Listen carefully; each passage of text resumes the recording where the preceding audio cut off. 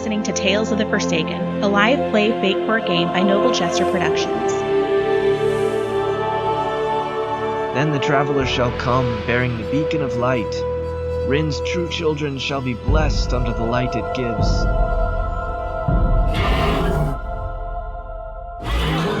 So, Verboden, you've been traveling for a couple of days in the caravan with these 3 lead dragons, and you have brought along your dragonkin group.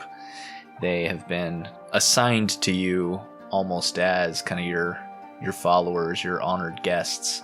At least for now, they have continued traveling with you, and you've been heading toward the capital of the Haven, which is called Beacon of Hope. And you begin to approach this capital, and you can see it off in the distance, and it's full of just massive buildings. Looks like they are very much like pyramids, most of them. Things that can be built through hard labor and, without a ton of skill. But it seems like the builders have been going for size rather than fanciness. I don't know if that's a word, but it's not like intricate, really cool architectural style. Like, there's not much style to it. It's correct. It's just functional. Correct. Okay. Functional and huge. But it's, most of these buildings have been made out of kind of a smoothed white stone. You would assume there's some kind of a quarry around here. And as you enter this city, you can see that there are buildings around that are still under construction, and there are just crews of dragonkin that are working on these buildings, doing various things. It's a pretty busy city. You walk by a market area with people buying and selling and trading things. It's, just a very busy city. And there's a lot of kind of cheers and a lot of people lining the streets as this group passes through. Eventually, you make your way into the center of the city, and you see really the first ornate building that you've encountered. There's a large building that has kind of been created to look like a mountain with a dragon curling around it. And it looks like these large set of stairs go up the mountain and into the mouth of the dragon. You're led up into this building, and the scales of this dragon, as you get closer, you can see kind of the light reflecting off of these scales, and there are a mixture of what looks like various either colored glasses or gemstones of some kind that make up these scales, and even some panels of, looks like kind of burnished metal. There's some gold and silver and various things, but mostly these colored scales, and so it's kind of gives a rainbow appearance to this dragon. And you are led up and in and then down kind of in a pathway through this mountain, through the mouth of the dragon, and then down into this carved mountain, and eventually led into a huge chamber. And as you are walking into this chamber, you can see that there are tables set all along the sides, and there are people sitting at these tables eating and drinking, and interspersed throughout these people are dragons, just kind of out in the open, full dragon form. And just the dragons you can see, there's probably 10 in this room, scattered around the room, but you have no idea how many of the others could be dragons. And at the back of the room, there's just a large hoard of gems, coins, objects, all these things, and kind of set on top of and in this hoard are 3 identical thrones to the ones you've seen. Mm-hmm. And then sitting back above those 3 thrones is another throne. And it's fairly plain, but it's a very large chair that looks like it's been made in such a way that the back is removable, and so potentially it could be almost like a resting place for a dragon's head. These three heirs of Rin come in and they seat themselves on these thrones, and you're kind of led up to in front of them along with Sieve. And then you see stepping out from the crowd off to the side is a familiar figure. Hestian walks over, and he walks up to you, ignoring you, walks up to Sieve, and he's kind of looks annoyed, and he says, "Well, what are we doing here? Why have you brought me to this place? I've been waiting, and I think this entire show is a waste of time." And Sieve holds up a hand, and he says, "Hestian, my friend, please calm yourself. We have brought a guest here along with us. There are incredible things happening. He has accepted the role of the Mighty One." And Hestian kind of looks confused and shocked for a moment as he says that. And Sieve says, "May I introduce to you Verboden?" And you've seen this expression on Hestian's face before. Oh, yeah. As he just looks incredibly pissed. And he looks at you and says, "Verboden? Again?"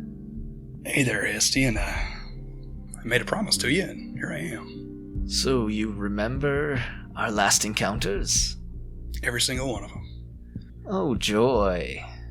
He kind of sits there for a moment, and then he looks over at Sieve, and he says, "Why are we bothering with this farce?"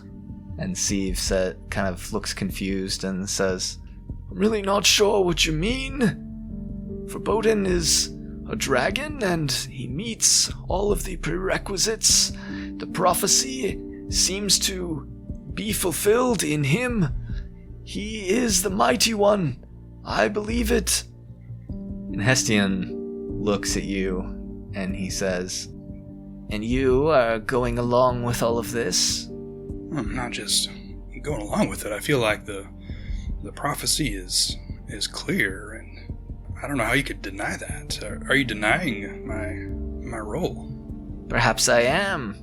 Looking around, like, are there other dragons kind of starting to clue in on this conversation, or are we still kind of like having this? There are definitely people in the room who are listening. Okay. It looks like a lot of the actual dragons have turned and are listening to the conversation, and some of the other people are starting to quiet their conversations and listen. Okay. So he said, "Perhaps I am."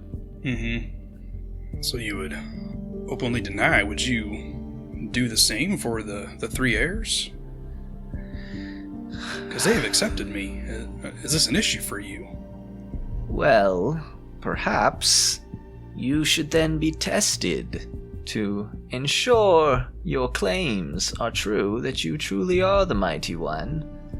I don't see why I would need to be tested. I mean, it's been pretty clear from getting this approval from the three and all those who follow the prophecy. I mean, were you tested? "I wasn't really required to be tested because I brought the beacon of light along with me." Well, we can talk about that later. Well, perhaps we should. But for now, he steps a little closer to you, and you can just see there's this, like, simmering rage in his eyes. But he leans in, and he says, "Verboden, for our years and years of trials and fighting, I will pay you back one day. But today, run. Run while you still can." And he steps back. Verboden starts obnoxiously kind of laughing at that, like where people could obviously hear him, beyond just Hestian.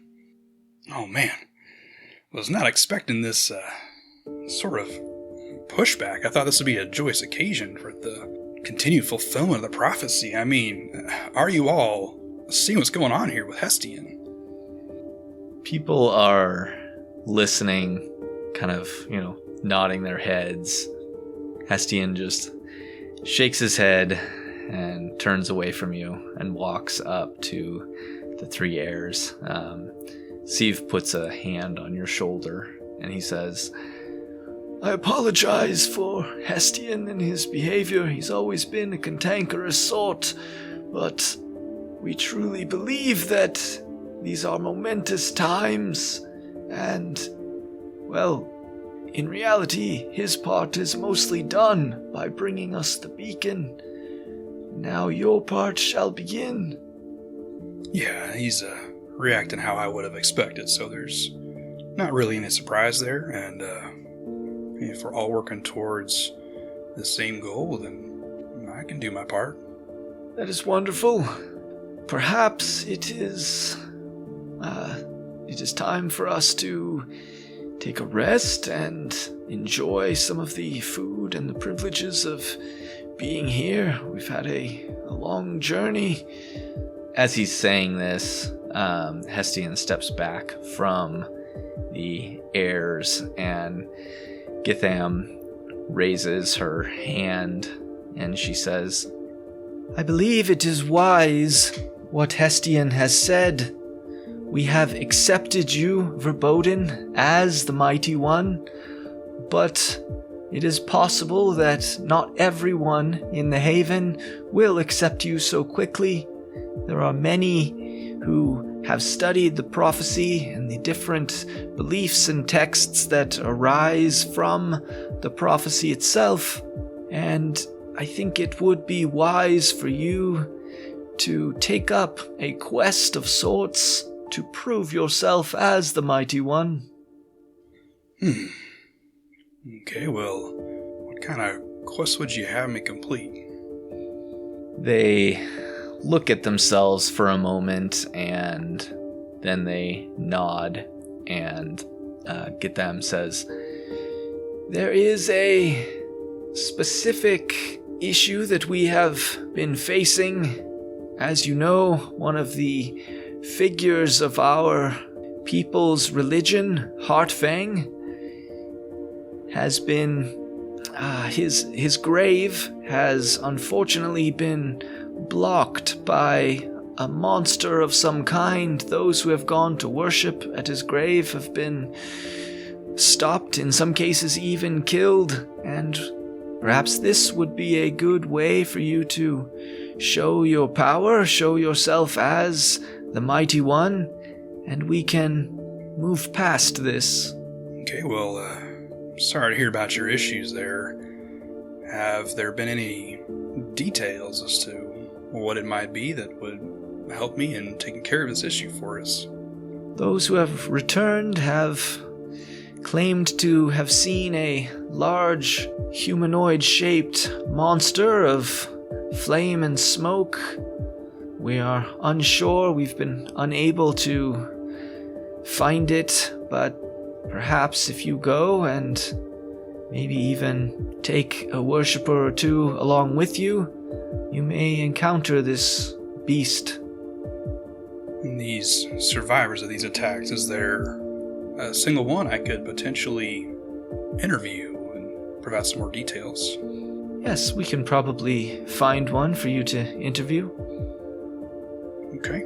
Hestian just shakes his head and he says, quite a bit of preparation for the Mighty One. Surely you could go and sweep this monster away.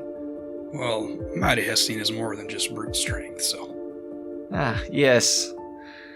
Perhaps you're afraid. Do I look afraid to you? Right now? No. Although you should be. Okay.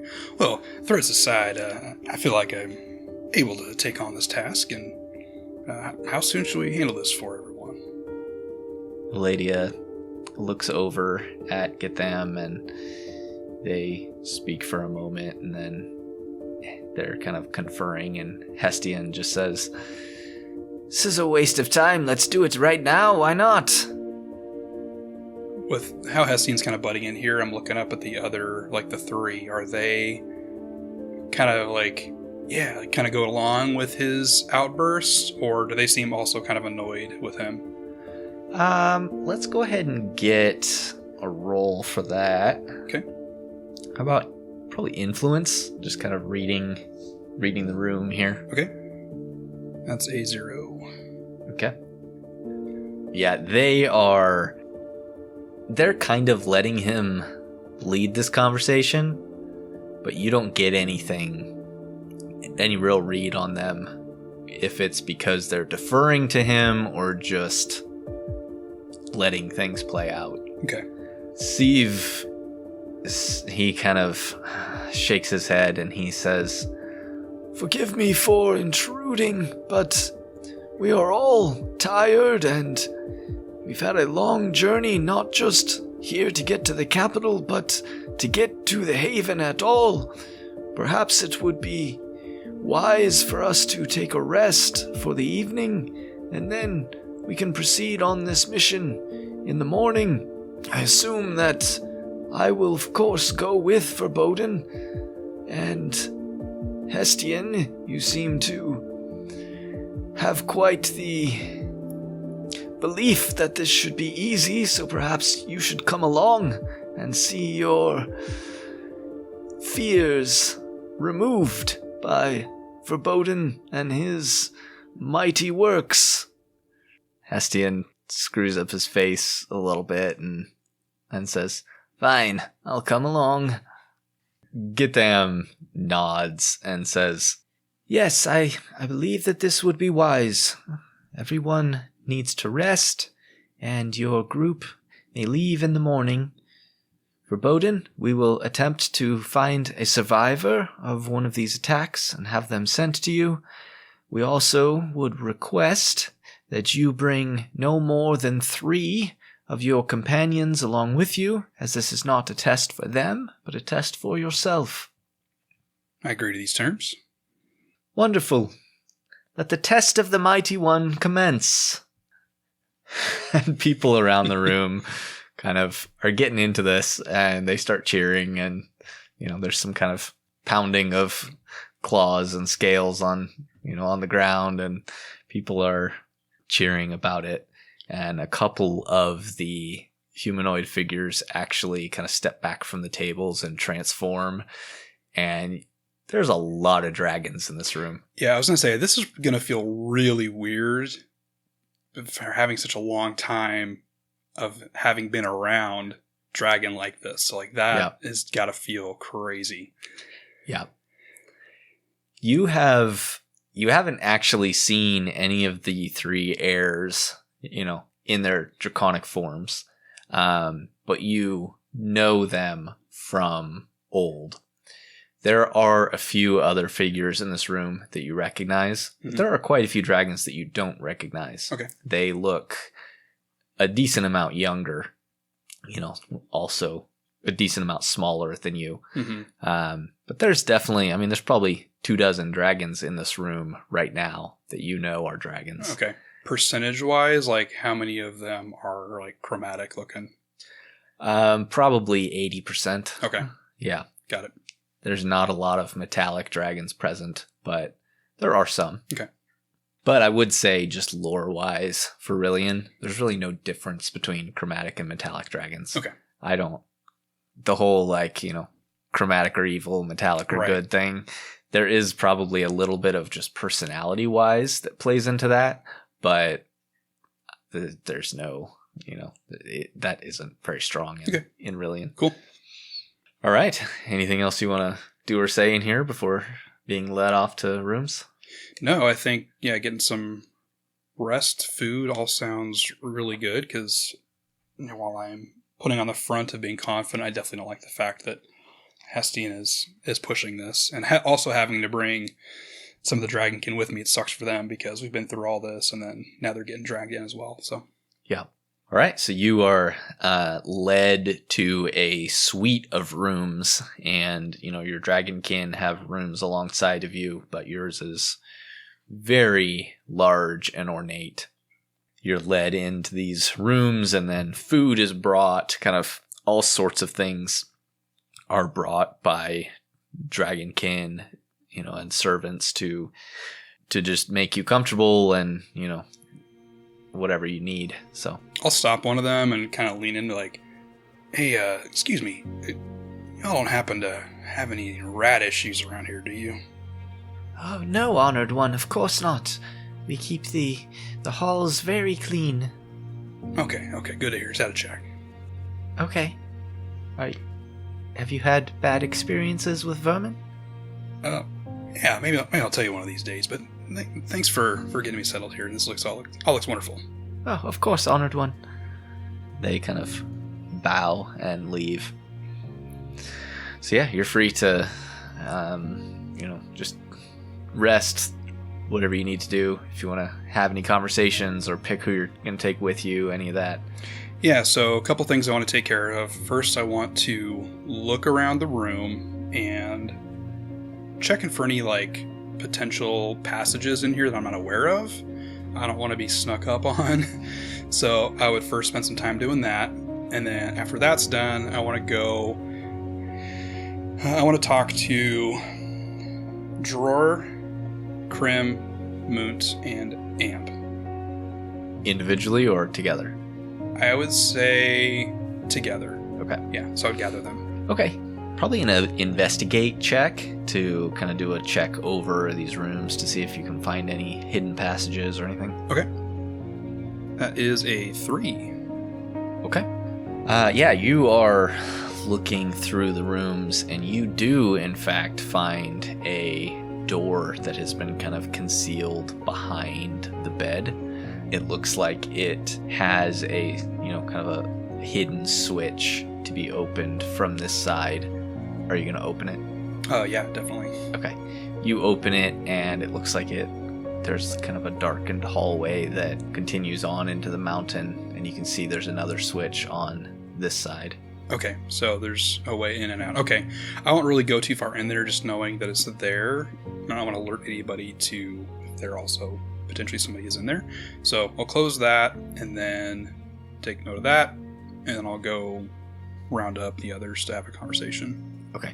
A couple of things you would have seen just kind of on the inside of that door, in the hallway. There were a couple of packs that were hung on hooks, and then, some weapons and things. Kind of like a bug out bag kind of things? Yeah, that's kind of Okay. what it looks like. Got it. All right, so you gather the 4 of them, and, they all kind of gather together and go for it. Okay. Hey, everybody.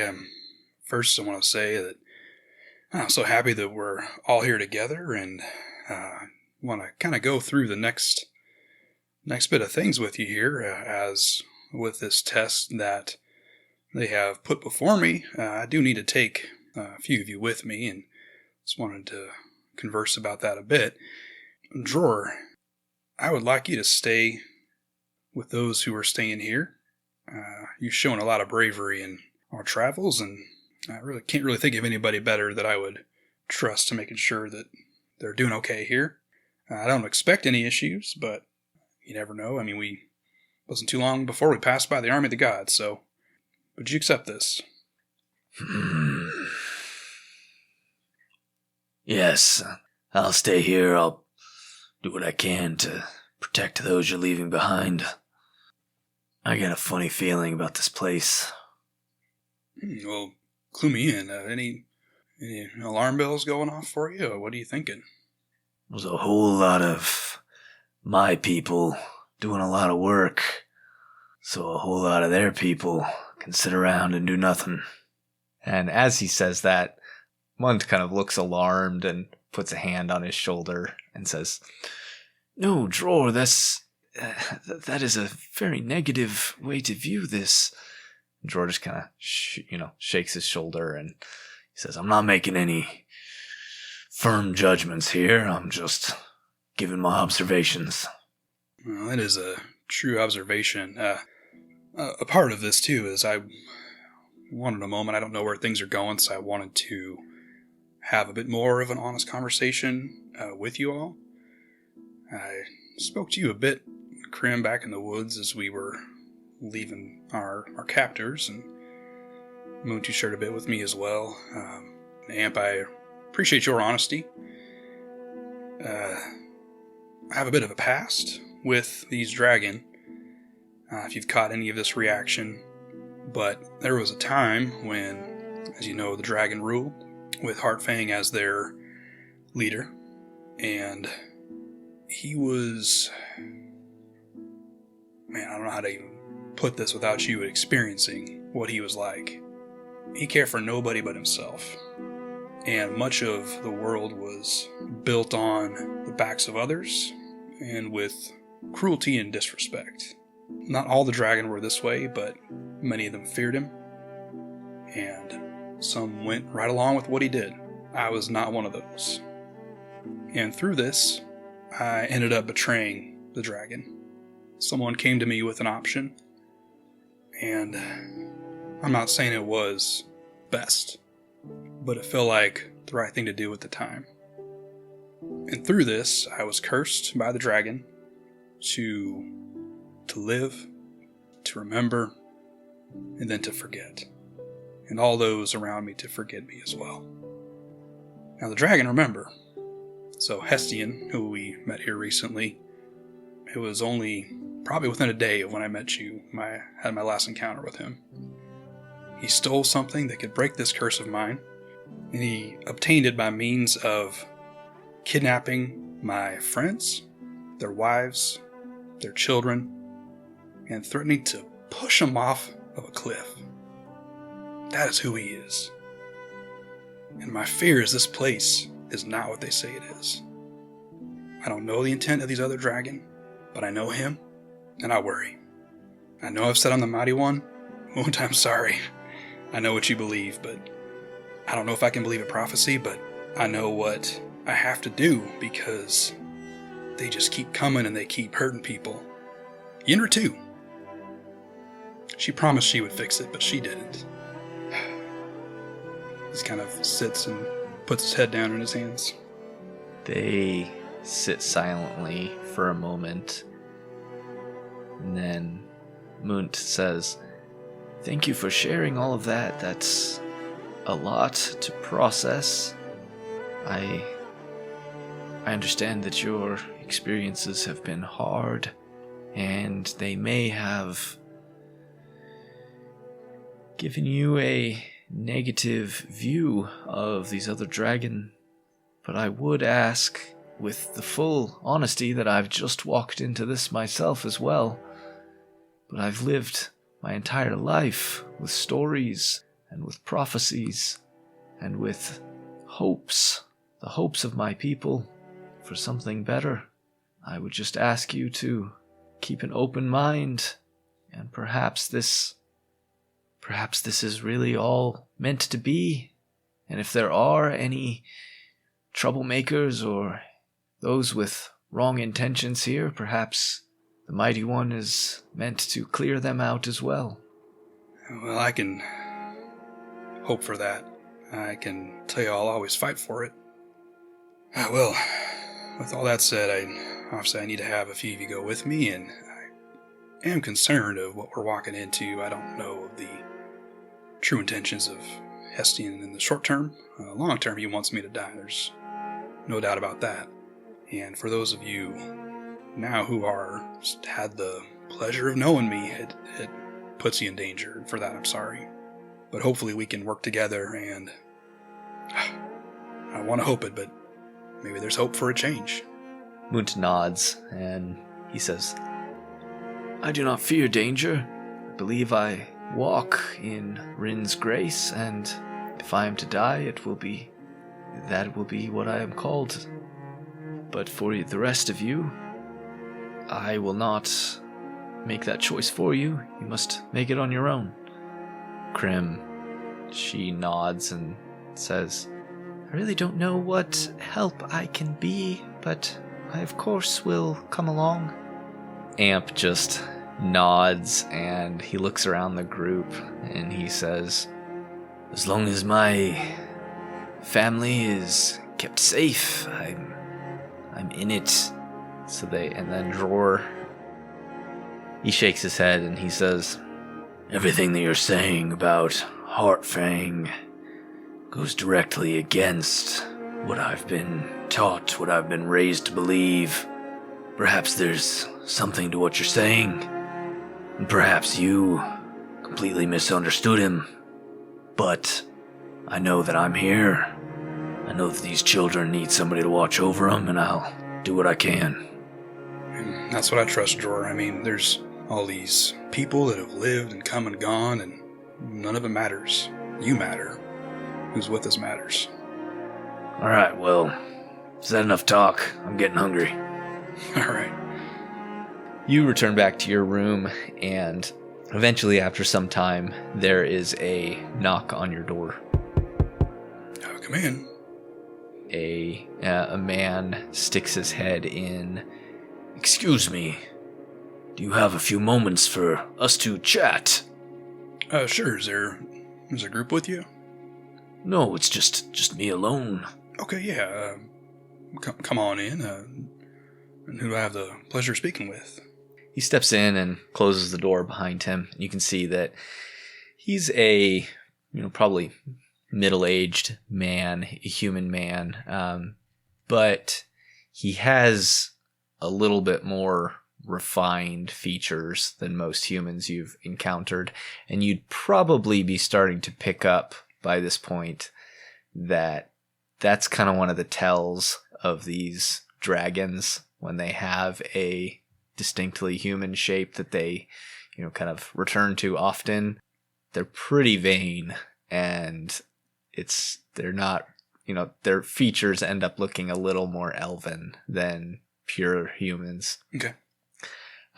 He steps in and he's wearing these dark blue robes that look like they have kind of scrawled words and letters written on them in Draconic. And he steps in and kind of bows his head to you a little bit, and he says, My name is Cloud Chaser. I'm sorry, it's actually very exciting for me to meet you. and he walks over and he sticks out his hand. Okay, kind of cock my head, like surprised at the reaction, and go shake his hand. He shakes it and then he steps back. He says, I've spent quite a bit of time and effort trying to uncover as much information about you as I can, about your various cycles. And to have you actually here is, well, it's a bit of a shock for me. That's interesting. Are you a bit of a scholar, or what's the reason for this pursuit? Well, I represent a group of dragons who, we are younger. We weren't alive back in the days of Heartfang's rule, and, well, to be honest, you're a bit of a legend to us. We are curious as to why you did what you did, but I think most of us believe that what you did was right. Oh, man. Kind of like sit back and like sit down. Is there like a couch there or something? Or chairs? Yeah. Yeah, so I just kind of sit back on the couch and just kind of like just a look of disbelief at him. Are you being for real? I am. Like I said, I've done what I can to document and seek out the various things I can find about your cycles, and, well, to have you here and hopefully be able to tell me more would be just quite the thrill. Do I get the sense? Do I feel like he's being honest with this? Like his intentions? You're welcome to roll. Yeah. Probably influence again. Yeah. I'm using that skill a lot. I should have taken it higher. That's not too bad. That is a 2. Okay, that would be a fail. Okay. Because he got a 5 on his roll. Okay. But I would let you kind of succeed with a cost here, if Okay. you want to. The cost being, I think that he would know that you are not really believing him. Like, he would be able to read you in return. I see what you're saying. Yeah, let's go ahead and go with that. Okay. He seems like he's being honest. He seems like he's excited to meet you. And as you're evaluating him, he sits forward and he holds out his hands and he says, I understand that there's probably a bit of skepticism on your part. You haven't been treated well by us dragon. I understand that, but I was not a part of those who cursed you, and, well, to be honest, your curse is fascinating, and there are some of us who just would like to study it and study you. Well, I don't know if I would use the word fascinating, but I can see where you'd arrive at that. It's pretty awful, if I'm being honest. But yeah, this is the first time I've heard anybody say those types of things. So sorry if it's a little hard to believe, but yeah, I'll share with you. Thank you. I guess I definitely understand that it's awful for you, but I also hope you understand that this is probably the single greatest piece of magic that has ever been done on Rillian. The effects of it, the effects on not just you, but the entire world around you as you walk through it, and people are shaped by your actions and then they are removed from their minds. It's fascinating. Yeah, it's quite the consequence of a choice. But you had asked why I did it. Would you like to start there? Please, do you mind if I take some notes? Sure. Go ahead. he pulls a kind of a journal out of his robes and pulls a pen out, and he seems ready. Yeah, so I don't know if you want me to RP it or just kind of like let you know. I'm essentially just giving him the rundown of Aked and Yindra, and really focusing on what it was like for everybody who wasn't Heartfang and who went along with him, and how he treated everybody, and really just hammer in on just that supreme rule and how they treat people, and that was the thing that just was not okay. As you tell him that, he's taking notes, and as you kind of are getting closer to the end of it, he stops taking notes and he's just listening. And as you stop, he says, "And now, having seen the world that Yindra created after your actions, do you still believe you made the right choice?" I don't believe that she's making the right actions, but I also think that the story's not over. It's very wise. And your memory, your cycles, how... I apologize, I just have to ask, how painful is it to be forced to walk alone through the world every time?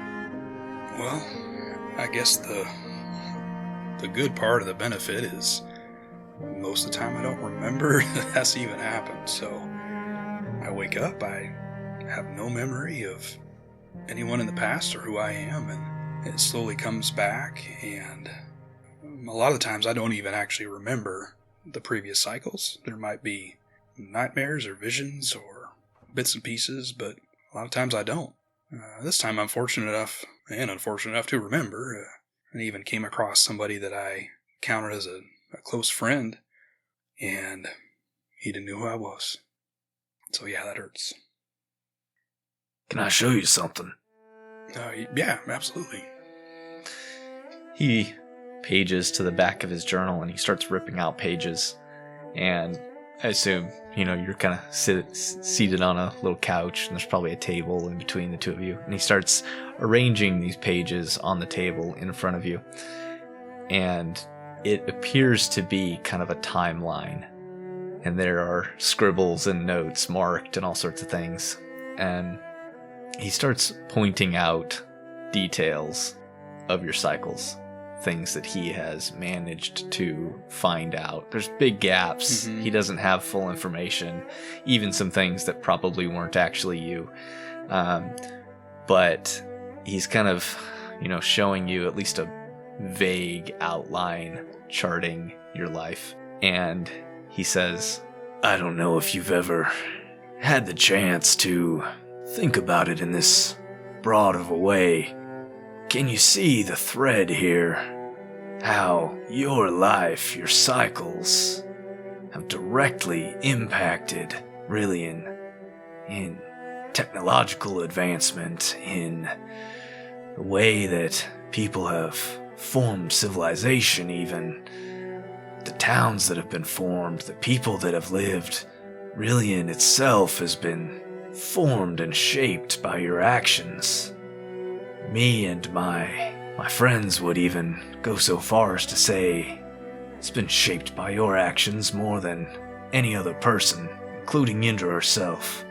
Just kind of sitting there and taking all this in, and leaned forward and kind of individually start picking up pieces of paper and kind of going through it, and honestly just tears, coming to my eyes, and hearing and seeing this.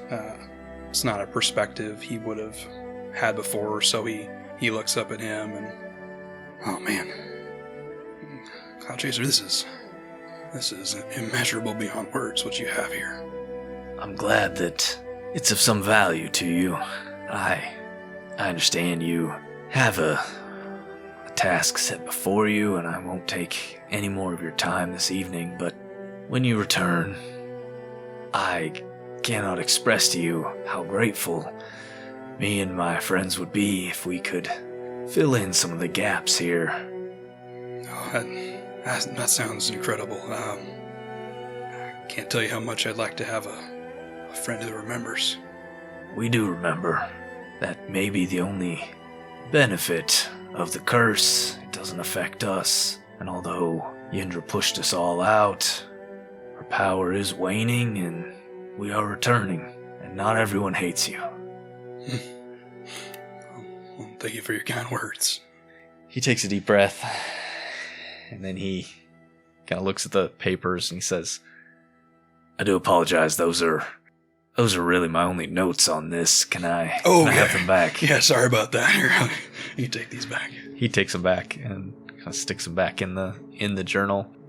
Well, I will take this back to my friends, and we will prepare this in a bit more of a proper manner, and hopefully we will be ready for whenever we are able to have that interview. All right, I look forward to it. Hopefully I'll see you soon. He stands and he bows to you again, and then he walks out.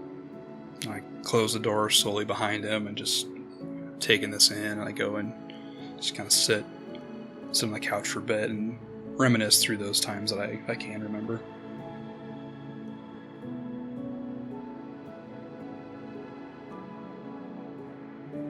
Thank you for joining us in Tales of the Forsaken as we explore Rillian and see just how deep the rabbit hole goes here. We hope that you're enjoying listening to it as much as we are enjoying making it, and we'd love it if you would join our Discord, talk to us about it, and share it with your friends. Thanks.